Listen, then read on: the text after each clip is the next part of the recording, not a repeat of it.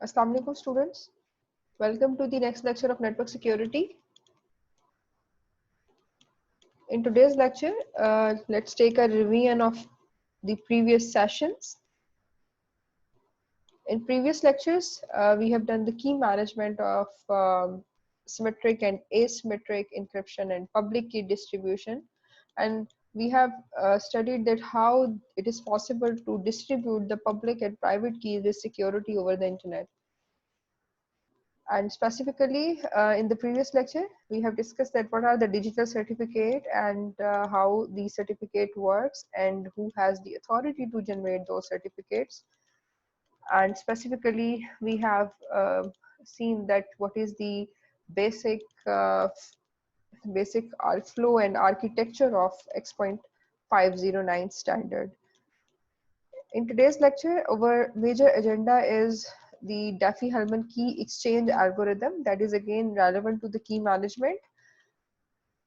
And the associated topic for this algorithm is the finding the primitive root of a prime number. So again, that is a number theory concept.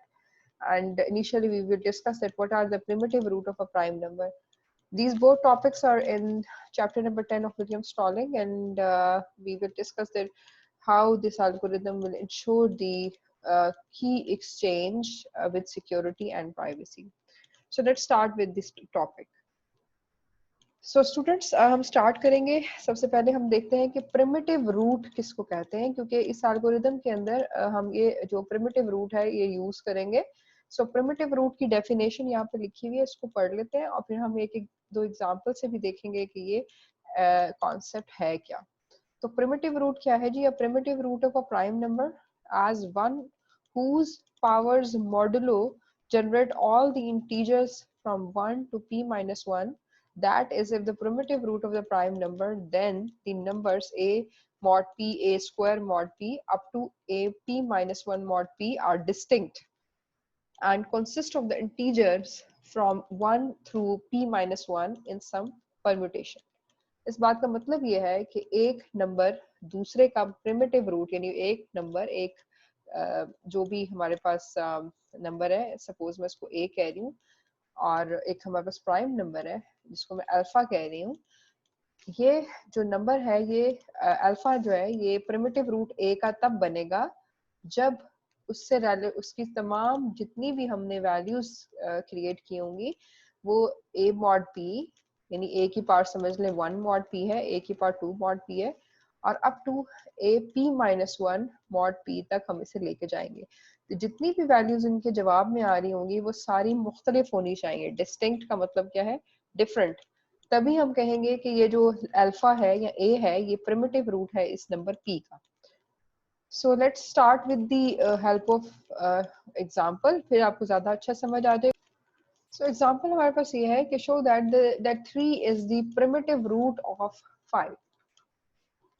अब हमने करना ये है, show करना है कि जो 3 है वो 5 का primitive root बनता है या नहीं बनता. तो आपने 3 raised to power 1 से स्टार्ट करना है, mod p तक लेके जाना है. mod p का मतलब क्या है? mod 5. और इसको आपने तब तक कैलकुलेट करना है 3 raised to power p minus 1. p हमारे पास 5 है ना, ये प्राइम नंबर जो है, तो 5 minus 1 equals to 4. 4 mod 5 तक लेके जाना है. आप ये सारे कैलकुलेट करें, जैसे कि यहाँ पे ये सॉल्व भी हुआ हुआ है. 3 raised to power 1 mod 5 calculate करेंगे तो 3 mod 5 that is equals to 3. 3 raised to power 2 को करेंगे तो इसका जवाब आ जाएगा 4, और 3 raised to power 3 mod 5 करेंगे तो इसका जवाब 2 होगा, एंड 3 raised to power 4 करेंगे तो हमारे पास 1 होगा. तो कहने का मतलब ये है कि यहाँ पे जितने भी जवाब आएंगे वो सारे डिफरेंट होंगे, और वो सारे के सारे 1 से लेके p minus 1 के दरमियान में ही होंगे. ये आपने ज़हन में रखना है. 1 से, जैसे कि यहाँ पे p minus 1 4 बन रहा है, तो 1 से लेके 4 तक ही होंगे, और वो सारे परम्यूटेशन ऑर्डर में होंगे, आगे पीछे हो सकते हैं. सो हम तभी एक नंबर को, यानी ये 3 को हम कहेंगे कि प्रिमिटिव रूट है p का जब ये प्रॉपर्टी ट्रू होगी. सो Diffie-Hellman की एक्सचेंज एल्गो के अंदर हम यही प्रॉपर्टी को इस्तेमाल करेंगे. So let's start with again with the definition के क्या कह रहे थे उस डेफिनेशन में. मैं प्रीवियस स्लाइड की तरफ पे वापस जा रही हूँ. सो प्रीवियस जहाँ डेफिनेशन लिखी हुई थी प्रिमिटिव रूट की, इसको दोबारा देख लें। प्रिमिटिव रूट तभी होगा जब a से लेके p minus one mod p तक, यानी यहाँ पे आपने देखा 5 लिखा हुआ था, यहाँ पे 4 लिखा हुआ था, तब तक जितनी भी वैल्यूज हैं वो सारी एक तो डिस्टिंक्ट हो, जैसे कि यहाँ पे लिखा हुआ है डिस्टिंक्ट वैल्यूज, और साथ ही साथ दूसरी प्रॉपर्टी थी कि ये जितनी भी वैल्यूज हैं वो सारी परम्यूटेशन ऑर्डर में होंगी till the p minus one से लेके p माइनस वन वाली सारी वैल्यूज जो है वो परम्यूटेशन ऑर्डर में होंगी। अब हम लोग एल्गोरिथम देखते हैं कि डैफी हेलमन की एक्सचेंज एल्गो क्या है। ये इनिशियली जो है वो पब्लिक की स्कीम के लिए प्रपोज किया गया था 1976 के अंदर, लेकिन बाद में ये इसको जब डिस्कस किया गया और इसके मजीद स्टैंडर्ड्स को स्टडी किया गया तो पता चला कि ये 1970 के अंदर प्रपोज किया गया था बाय यूजिंग द जेन एलिस। ये एक और इसके बारे में इम्पोर्टेंट बात ये है कि ये एक प्रैक्टिकल मेथड है फॉर पब्लिक की exchange, public exchange of a secret की, यानी प्राइवेट की को आप एक जगह से दूसरी जगह पहुंचाना चाहते हैं, और this is a very authentic method and mathematical method to exchange the keys between two parties are used in a number of commercial products। तो ये कुछ चीजें हैं जो डैफी हेलमन की एक्सचेंज के बारे में है। इसके अलावा कुछ चीजें और लिखी हुई हैं वो पढ़ लेते हैं। पब्लिक की distribution scheme that cannot be used to exchange an arbitrary message, rather it establish a common key known only for the two participants। so एक आपको फूड फॉर थॉट इन 3 लाइनों से ये पता चला कि यहाँ पर हमें एक अलग से की मिलेगी जिसको हम सीक्रेट की या एस बोलेंगे, जो कि दोनों पार्टीज के पास होगी, और वो दोनों पार्टीज जो है वो मैसेज को इनक्रिप्ट करने के लिए इसको इस्तेमाल करेंगी। वैल्यू ऑफ की डिपेंड्स ऑन द पार्टिसिपेंट्स, इसलिए पार्टिसिपेंट्स को मैंने अंडरलाइन कर दिया क्योंकि जो भी की वैल्यू होगी वो पार्टिसिपेंट्स ही बताएंगे, यानी एलिस और Bob, sender and receiver, and their public and private की इंफॉर्मेशन। ये जो की जनरेट होगी वो पब्लिक प्राइवेट की बेस के ऊपर ही जनरेट होगी। और अगली चीज इसमें है जो आप लोगों ने अभी देखनी है वो ये है कि सिक्योरिटी जो है वो रिलाई करेगी डिस्क्रीट लॉगरिथमिक फंक्शंस के अंदर, और अभी आपने देखा कि परम्यूटेशन फंक्शन के जरिए से भी हम इस लॉगरिथमिक जो डिस्क्रीट लॉगरिथमिक है उसको इस्तेमाल करेंगे और हम की को सिक्योरिटी के साथ एक्सचेंज करेंगे। So let's discuss this algorithm. I know this seems a bit complicated, but I will try my best to make it very simple. So initially what we have to do in the first step of this algorithm, we have to select two numbers. One is the prime number and the other number is the primitive root of that prime number. तो यहाँ पर आप देखें कि हमारे पास जो पहली चीज है वो है q। आपने q को सिलेक्ट किया और फिर आपने अल्फा को सिलेक्ट किया। अल्फा के बारे में यहाँ पे लिखा भी हुआ है, alpha should be less than q and alpha is a primitive root of q। अब हमें पता है कि primitive root of q का मतलब क्या है कि p-1 तक जितने भी उसके निकालते रहेंगे हम वो सारे डिस्टिंक्ट होने चाहिए। तो पहले जिस तरह हम लोग RSA में भी हमने दो नंबर्स सेलेक्ट किए थे शुरू में, आपको याद होगा वो p और q था, और हमने दोनों का n फाइंड आउट किया था p मल्टीप्लाई बाय q करके। उसी तरीके से यहाँ पर भी दो नंबर्स हमें चाहिए होंगे, एक प्राइम नंबर और एक उसका प्रिमिटिव रूट। जब ये दो नंबर सिलेक्ट हो जाएंगे तो फिर दो कीज जनरेट होंगी। अब सपोज हमारे जो एल्गो है उसमें user A is Alice and user B is Bob. Alice भी अपनी की जनरेट करेगी पब्लिक प्राइवेट, और यूजर बी भी अपनी की जनरेट करेगा पब्लिक एंड प्राइवेट की। अब पब्लिक प्राइवेट की जनरेट करने का तरीका क्या है, कोई सी भी रैंडमली की सेलेक्ट की जाएगी एज अ प्राइवेट की, और उसकी वैल्यू जो है वो लेस देन क्यू होनी चाहिए, प्राइम नंबर से कम होनी चाहिए जो आपने ऊपर सेलेक्ट किया है, और इसी की बेस के ऊपर आप पब्लिक की जो है वो कैलकुलेट कर लेंगे। जैसे यहाँ पे y ऑफ a लिखा हुआ है, y of a find out करने के लिए क्या करना पड़ेगा, अल्फा यानी कि ये जो नंबर है उसकी पावर लेनी पड़ेगी जो भी आपने पीछे प्राइवेट की ली है, ए ने प्राइवेट की लेके मॉड क्यू लेना पड़ेगा, यानी जो प्राइम नंबर है उसके साथ आपको मॉड लेना पड़ेगा। सेम प्रोसेस आपने यहाँ पे भी करना है। बस यहाँ पर एक चीज चेंज होगी कि अल्फा की पावर x ऑफ b है, यहाँ पे अल्फा की पावर x ऑफ a है। मॉड क्यू अगेन यहाँ पे भी वही रूल है, प्राइवेट की के लिए x power b should be lesser than q, और y ऑफ b जो है उसको आपने कैलकुलेट कर लेना है। तो अब हमारे पास चार नंबर्स आ गए हैं, एक है q, एक है अल्फा, एक है x ऑफ a, एक है y of a, x of b and y of b। चार जो है वो कीज आ गई हैं और दो हमारे पास नंबर है, टोटल 6 नंबर्स जो है वो अब हमारे पास जनरेट हो जाएंगे। इसके बाद हम क्या करेंगे, अब a जो है वो जो अपनी पब्लिक की है यानी y ऑफ a ये भेज देगा b को, अब b अपनी जो पब्लिक की है that is y of a वो भेज देगा a को, यानी ये दोनों की एक्सचेंज करेंगे। कौन सी वाली? पब्लिक की। फिर नेक्स्ट स्टेप क्या होगा, सीक्रेट की को कैलकुलेट किया जाएगा। ए भी अपनी सीक्रेट की को कैलकुलेट कर लेगा, बी भी सीक्रेट की को कैलकुलेट कर लेगा। आपको जो चीज समझने वाली है वो यहाँ पर ये है कि एलिस के पास जो इस वक्त की पहुंच चुकी है वो पहुंच चुकी है y ऑफ b, यानी कि पब्लिक की ऑफ b पहुंच चुकी है। तो आप देखेंगे कि ये जो सीक्रेट की कैलकुलेट की गई है ये पब्लिक की ऑफ b के साथ पावर ली गई है किसकी, जो यूजर ए है उसने अपनी प्राइवेट की के साथ इसको कैलकुलेट किया। इसी तरह on the other hand B क्या कर रहा है, वाई जो ए की पब्लिक की आई है उसने अपनी प्राइवेट की के साथ इसको कैलकुलेट किया। तो ये जब दोनों के और के हैं, ये दोनों की वैल्यू जब हम कैलकुलेट करेंगे तो के की वैल्यू के बराबर आ जाएगी। इससे क्या होगा कि हमने दोनों ने की भी एक्सचेंज कर लिया, प्राइवेट की, और इसमें पब्लिक की के जरिए से प्राइवेट की भी फाइंड आउट कर लिया। अगर ये दोनों के बराबर आते हैं तो इसका मतलब है हमारी जो की एक्सचेंज है वो बिल्कुल ठीक हो गया है। अगर नहीं आती तो आप समझें कि हमारे पास क्या हुआ है कि कोई ना कोई की एक्सचेंज एरर जनरेट हो गया। तो अब हम इसको एक एग्जांपल की मदद से समझते हैं, फिर आपको ज्यादा अच्छी समझ आएगी। So let's start with the example. Okay students, तो अब हम एक एग्जांपल समझते हैं।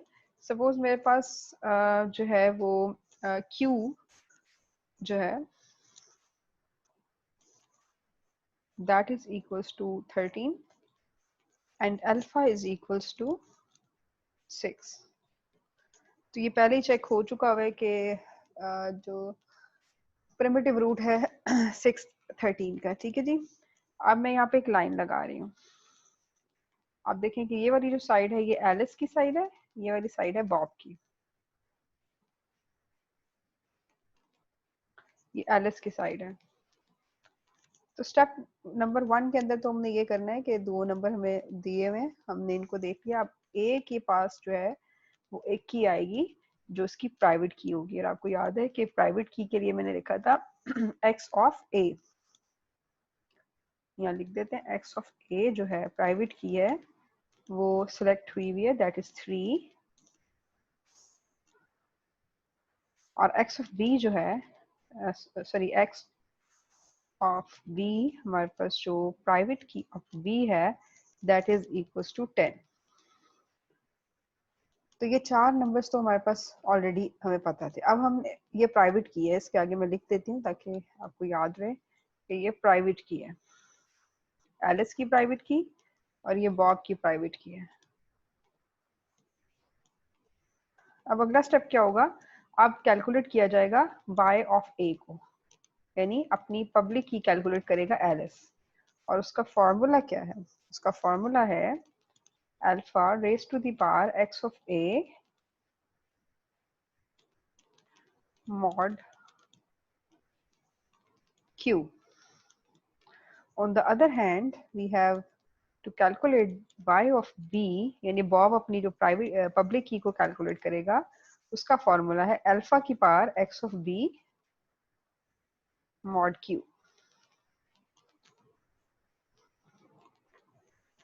चलो जी, अब हम वैल्यूज रख के देखते हैं। वैल्यूज के लिए हमें पता है कि अल्फा की वैल्यू जो है वो हमारे पास है यहाँ पे 6 raise to power 3 mod Q है हमारे पास 13। जब हम इस सारे को कैलकुलेट करेंगे तो हमारे पास जो y ऑफ a बनेगा that will be equal to 8। आप इसे कैलकुलेट करके देख लीजिएगा, 8 आ जाएगा y ऑफ a। इसी तरह दूसरी साइड पे हमारे पास अल्फा 6 ही है, 6, और x ऑफ b क्या है 10 mod q that means mod 13 जब आप इसको कैलकुलेट करेंगे तो y of b will be equal to 4।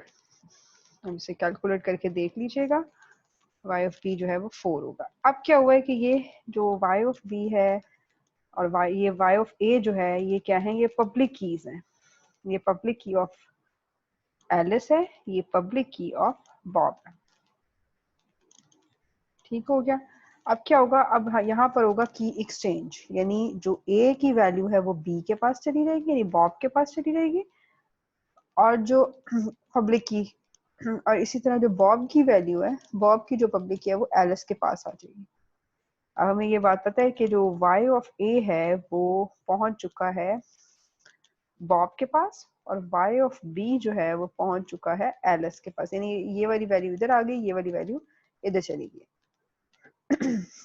अब हम लोग लास्ट चीज कैलकुलेट करेंगे, वो थी k। आपको याद है कि k की वैल्यू, k का फॉर्मूला मैं यहाँ लिख देती हूँ क्योंकि जगह थोड़ी कम है। तो k का फॉर्मूला था जी और द साइड ऑफ एलिस वो था G y of b raise to the power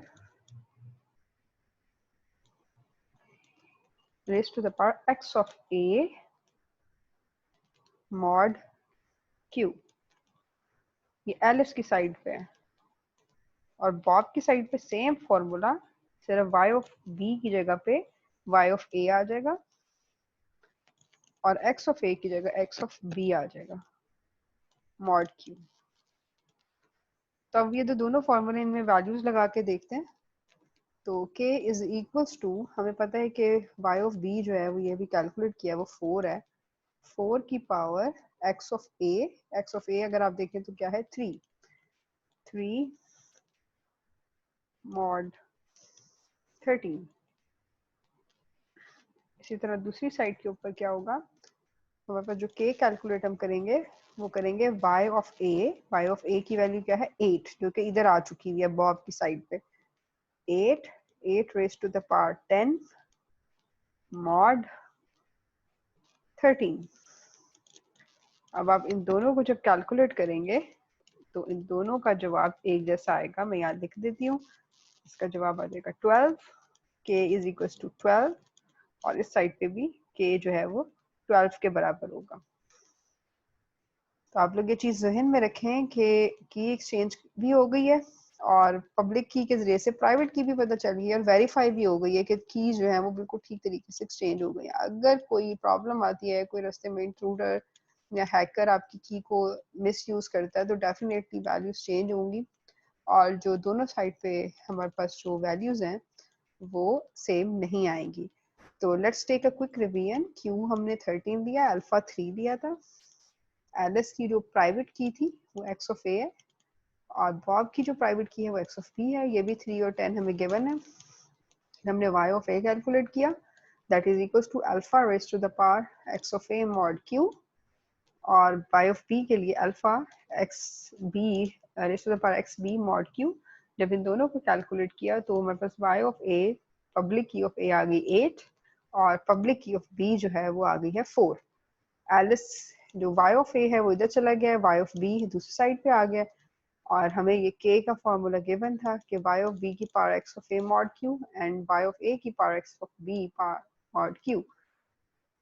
तो एलिस की साइड पर हमने बॉब की को इस्तेमाल किया पब्लिक, और बॉब की साइड पे हमने एलिस की को इस्तेमाल किया, और इस तरीके से हमारी की जब दोनों साइडों पे जो k की वैल्यू है, सीक्रेट वैल्यू है, वो दोनों की 12 आ चुकी है।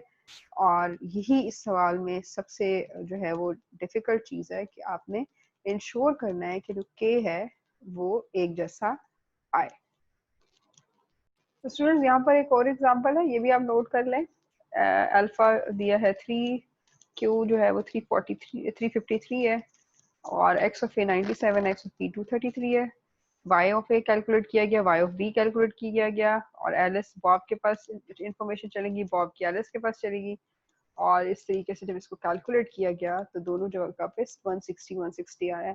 तो स्टूडेंट्स आपको ये क्वेश्चन आप देखने के यहाँ पे काफी बड़ी पावर है, 2 raise to power 3 raise to power 233 है, मॉड 353, ये काफी एक बड़ी वैल्यू है। तो आप लोगों को याद होगा कि मैंने आप लोगों को कुछ एल्गोरिदम्स बताए थे बड़ी बड़ी वैल्यूज को कैलकुलेट करने के लिए, जैसे कि फर्मेट थ्योरम है, या बाइनरी एक्सपोनेंशियल मेथड है, ये आप उसको इस्तेमाल करके ये कैलकुलेट कर सकते हैं। सो स्टूडेंट्स, इसके अलावा आप ये दो क्वेश्चंस नोट डाउन कर लें, दैट इज 10.1 एंड 10.2। ये दोनों क्वेश्चंस जो हैं वो आपकी बुक के चैप्टर नंबर 10 के क्वेश्चंस हैं, और both questions are relevant to the Diffie Hellman की एक्सचेंज। आपने इन दोनों क्वेश्चंस को ट्राई करना है सॉल्व करने के लिए। So thank you very much students for this session. Thank you.